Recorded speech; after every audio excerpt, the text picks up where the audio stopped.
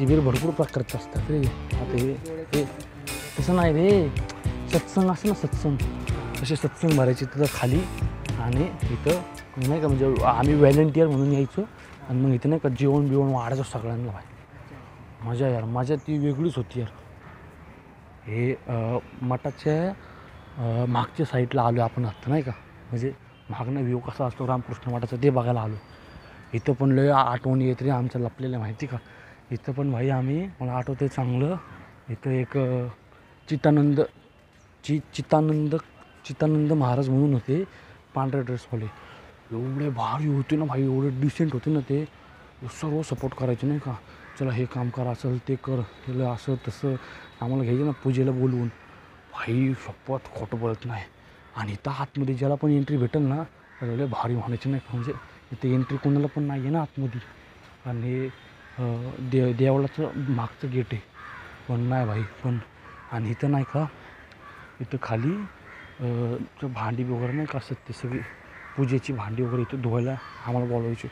अरे काय मजा होती ती भेंडी खरंच. लय यार भागेश्वर काय बोल, मजा असते.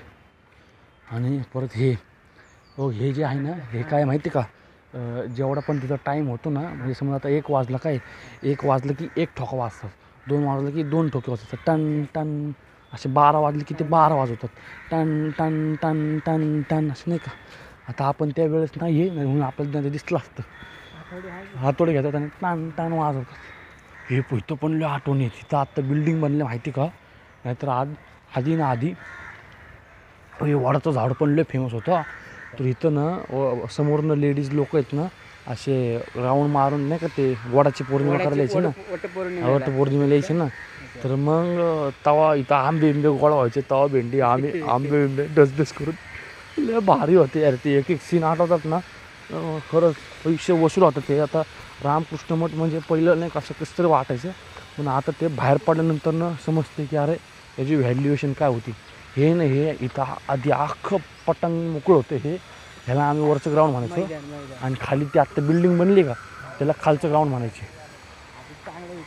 विवेकानंद स्वामी हे इथं ना हे दर रविवारी इथं शिबिर भरायचं लहान लहान मुलांचं. म्हणजे ज्या मुलांना नाही का मटणाला लावू शकत तुम्ही, ती मुलं इथं दर रविवारी फक्त शिबिराला यायची. शिबिरामध्ये फक्त नाही का म्हणजे तो एकच दिवस तेवढा चालायचा, पण भारी होतं ते. पण त्या शिबिराला पण रामकृष्ण मठासारखं ट्रीट करायचे. म्हणजे आपल्या जे आजूबाजूच्या वस्तीतले पोर आहेत ना, ते काय दररोज नाही येऊ शकत, मग ते फक्त दर रविवारी यायचे. त्यांना दर रविवारी हे तू इथं पण शिकायला यायचं का? नाही, आम्ही रामकृष्ण मठात होतो ना, मग आमचा बालक संघाचा सीन वेगळा होता. तिथं भाई इथं क्रिकेट खेळायचं भाई माझ्या यार. इथं स्टंप लावायचं समोर, इकडून बॉल टाकून इकडं 6 या डू मजा केली यार खरंच. इकडं पण क्रिकेट खेळायचे, नाही तर मग इथं स्टंप लावून इकडं 6 लय मजा केली. तर इथं स्टंप लावायची आणि या साईडला 6 लय मजा केली यार. म्हणजे एक्सपेक्ट पण नाही एवढं, जेवढं शूट करेल तेवढं कमी आहे भाई.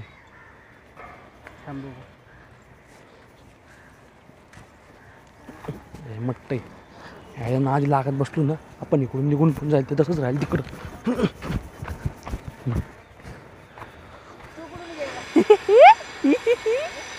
आता असं वाटतंय की नाही का ते, आता किती वाजलेत रे?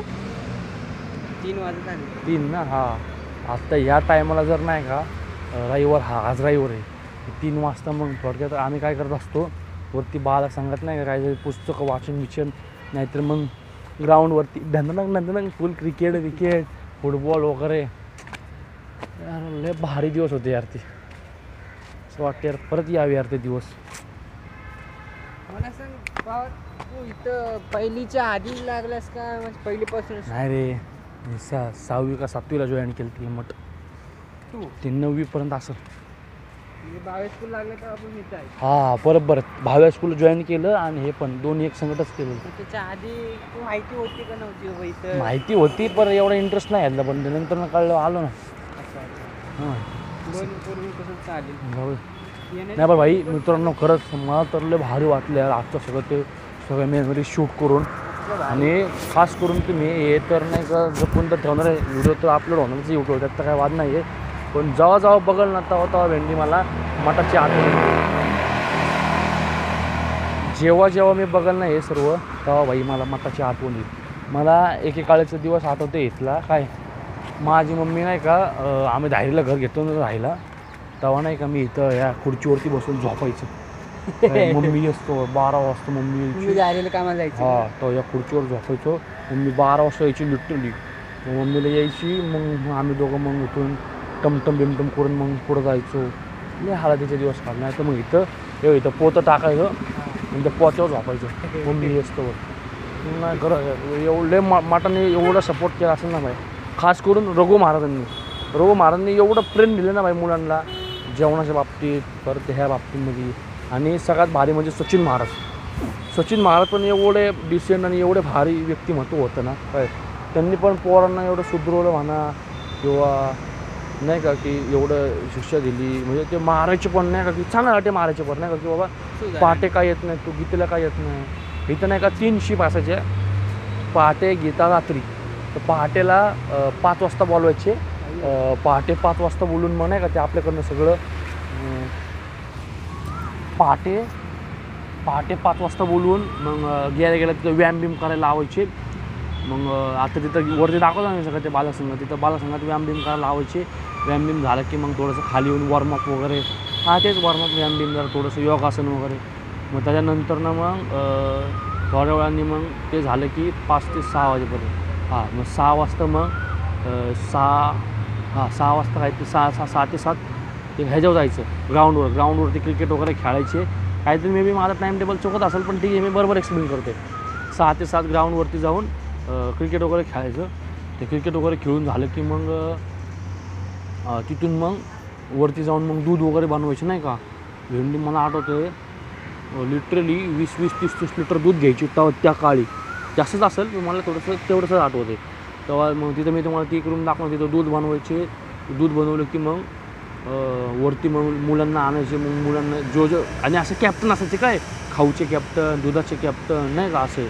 मग तो जो कॅप्टन असतो ना खाऊचा, तो एकदम भारी आहे, चल असं करा. मी पण झालेलं एकदा खाऊचा कॅप्टन म्हणजे त्याच्या आता सगळं नाही का खाऊचा हे खाऊ म्हणजे काय वाटायचं, दररोज रात्री तुम्हाला घरी जाताना काहीतरी खाऊ वाटून नाही का, म्हणजे असं रिकामी हाती नाही पाठवायचे, असं काहीतरी खाऊ वगैरे वाटून हे करायचे. आणि दर रविवारी भेळ किंवा बाहेरनं जेवण वगैरे पॅटीस हे ते भाई बरोबर. म्हणजे मटणाने जे प्रेम दिलं ना भाई त्याबद्दल काय हेच नाही.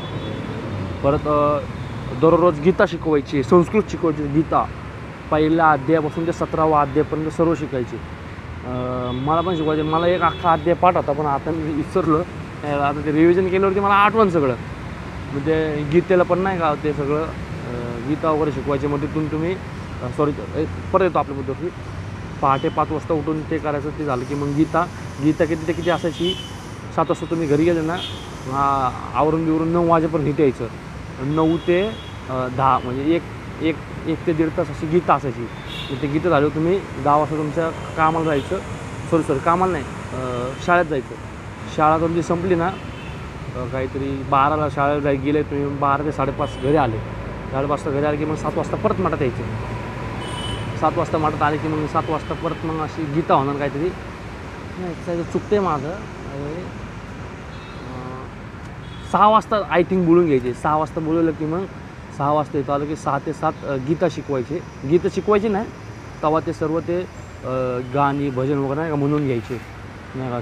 ते झाल्यानंतर मग 7 वाजेपर्यंत 7 वाजता मग ते सगळे बाकीचे तुमच्या शाळेतले क्लास चालू होणार. क्लासमध्ये कसे आता 5वीले विद्यार्थी त्यांनी म्हणजे 5वीच्या क्लासमध्ये जायचं.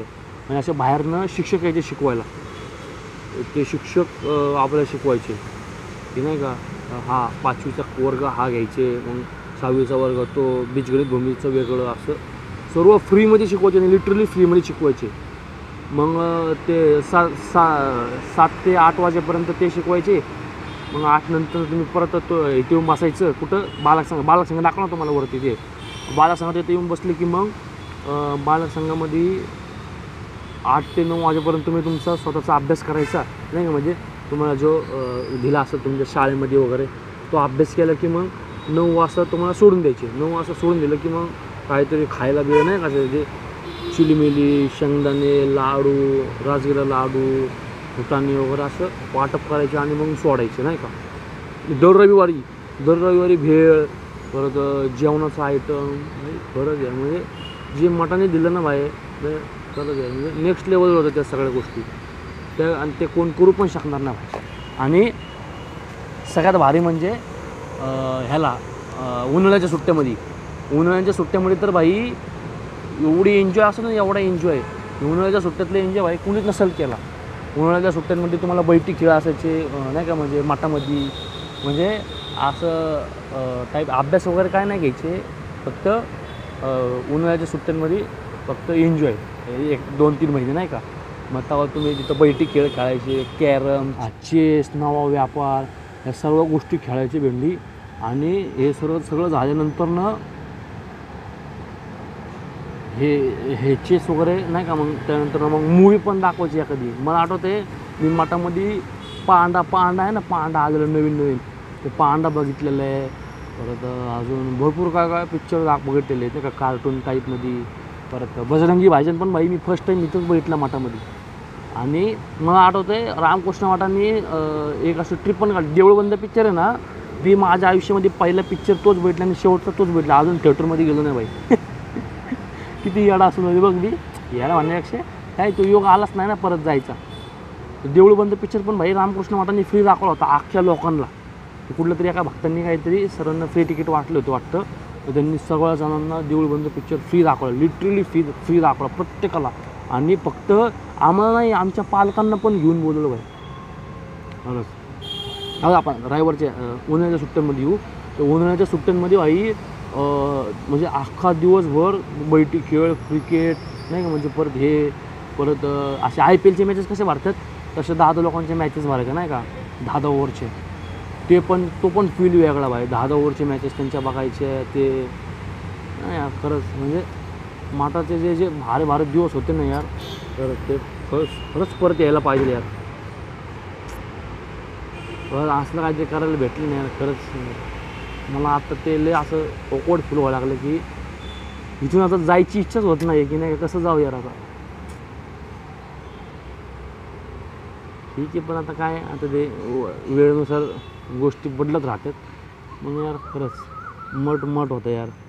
आणि हां, मी आता व्हिडिओचं एंड करतो, पण एक डिस्क्लेमर देतो आणि एक नाही का माफी पण मागतो पूर्ण रामकृष्ण मठाची, की भाई मी कोणाची परमिशन न घेता सर्व शूट केलेलं आहे. त्याच्याबद्दल जर माझं काही चुकलं असेल तर माझा तसं आभारीपणे आणि खरंच माफ करा, की माझं असं इंटेन्शन काय असं वाईट नाही आहे. माझं इंटेन्शन एवढंच आहे की फक्त माझ्या वर्ल्ड म्हणजे माझ्या मेमरीज फक्त ताज्या व्हावे म्हणून मी व्हिडिओ बनवलेली आहे. माझा हेतू काही दुसरा नाही आहे की नाही मठाचं काहीतरी वेगळं काही दाखवायचं, फक्त माझं तेवढंच हे होतं. आणि काय चुकीचा काही शब्द बोलला गेला असेल तर भाई माफ करा. आणि काय अख्ख्या व्हिडिओमध्ये काय चुकलं असेल तर, आणि मठाला पण खूप सॉरी आणि खूप धन्यवाद भाई, तुम्ही आमच्यासाठी एवढं काय घेतलं. आणि सगळ्यात महत्त्वाचं म्हणजे भाई सायकल फ्री वाटलं होतं भाई 4,500 हजाराच्या. खरंच म्हणजे एवढं भाई कोणासाठी खरंच करत नाही. काहीतरी 40-45 पोरांना सायकली फ्री वाटलेलं आहे. भारी आहे म्हणजे सायकली फ्री वाटल्या वगैरे ह्या गोष्टी एवढं काय फ्री दिलं असेल ना मठाने. लॉकडाऊनच्या वेळेस वाटतं प्रत्येकाच्या घरोघरी जाऊन त्यांनी हे वाटलेलं, किट वाटलेलं. माझ्या पण घरी दिलेलं माहिती आहे, फोटो असं बोलायचं. हां, आता व्हिडिओचा एंड करतो. काही चुकलं असेल तर माफ करा आणि लाईक करा, शेअर करा, सबस्क्राईब करा. भाई मठाला पुन्हा एकदा सॉरी बोलतो की कुणाची परमिशन न घेता मी सगळं शूट केलं आहे, त्याच्याबद्दल खरंच सॉरी. मी खरंच माफ करा, खरंच काय चुकलं असेल तर. स्वतःच्या आभारी आहे आणि तुम्ही एवढं सगळं केलं माझ्यासाठी. ठीक आहे, बाय.